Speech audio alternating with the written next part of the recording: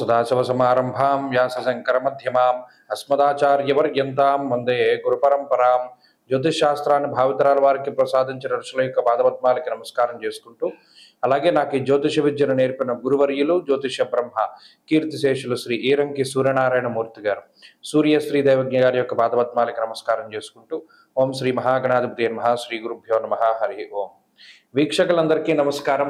మిథున రాశి వారికి ఈ వారం మిశ్రమమైనటువంటి ఫలితాలు గోచరిస్తూ ఉన్నాయి. గత 2 వారాలతో పోల్చుకుంటే ఈ వారం గ్రహగతుల్లో ఏ విధమైనటువంటి చెప్పుకోదగ్గ మార్పు లేనందున సాధారణమైనటువంటి ఫలితాలే గోచరిస్తున్నాయి.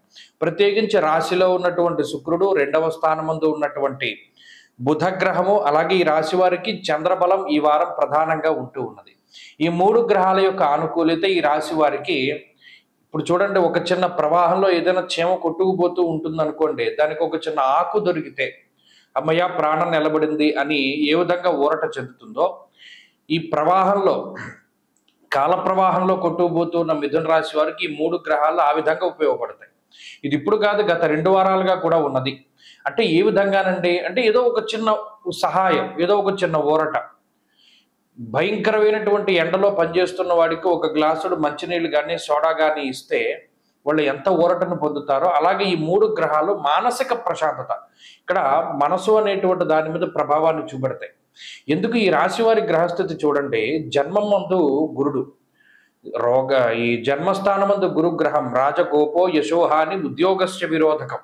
ప్రతి దాంట్లోనూ వ్యతిరేకత కనబడుతుంటుంది. కుటుంబ సభ్యుల్లో వ్యతిరేకత, ఉద్యోగం చేసే చోట వ్యతిరేకత, సమాజంలో వ్యతిరేకత, చాలామంది మిమ్మల్ని వ్యతిరేకించేటువంటి వారందరూ ఉంటూ ఉంటారు.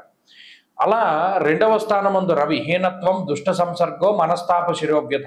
ఇక మనకి ఏ విధంగానూ అవకాశం లేక, వాడు దుష్టుడు అని తెలిసినప్పటికీ వాళ్ళతో స్నేహం చేయాల్సి వస్తుంది, వాడిని పొగడవలసి వస్తుంది. ఎందుకు? వాడు ఏదో మనకు సాయం చేస్తాడేమో అని. అలాగే ఉద్యోగంలో అసంతృప్తి, ఉద్యోగంలో అసహనం, అసలు ఇది ఉంటుందో పోతుందో తెలియదు. ఇలా క్షణక్షణం ఏదో భయంగా నడుస్తూ ఉన్నటువంటి జీవితంలో బుధుడు లౌకికమైనటువంటి శక్తిని, శుక్రుడు కొంత శరీరం స్వస్థత పొందేటువంటి స్థితిని ఇస్తూ ఉన్నారు. ఈ 2 ఇన్పుట్స్, ఈ 2 గ్రహాలు ఇవ్వడం. అలాగే చంద్రుడు మానసిక ప్రశాంతతను కలగజేస్తూ మనస్సౌఖ్యం సదానందం ఇష్టగృహ సుభోజనం, అంటే ఉన్నంతలో ఉన్నంత సర్దుకుపోదాం అనేటువంటి మనస్తత్వాన్ని ఆయన ఇస్తూ ఉన్నారు. ఇక్కడ ఏమాత్రం చంద్రుడు వ్యతిరేకించిన, బుధుడు వ్యతిరేకించిన, శుక్రుడు వ్యతిరేకించిన, చేస్తూ ఉన్న పనులను వదిలిపెట్టి వెళ్ళిపోయేటువంటి భయంకరమైన పరిస్థితులు ఉంటాయి.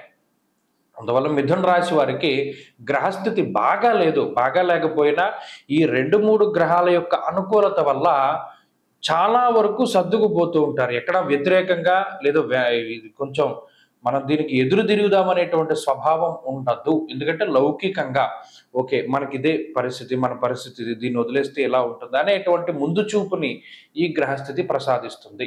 కాబట్టి ముందు చెప్పినటువంటి ఉదాహరణల మాదిరిగానే ఈ గ్రహాలు స్వస్థతను చేకూరుస్తూ ఉన్నాయి. ఆ బలాన్ని పెంపొందించుకోవడానికే దక్షిణామూర్తి యొక్క ఆరాధన చేస్తూ ఉండడం చెప్పదగినటువంటి సూచన. ఈ వారంలో కలిసి వచ్చేటువంటి రోజు శుక్రవారంగా చెప్పవచ్చును. అదృష్ట సంఖ్య 5, అదృష్ట వర్ణము తెలుపు. తదుపరి కర్కాటక రాశి.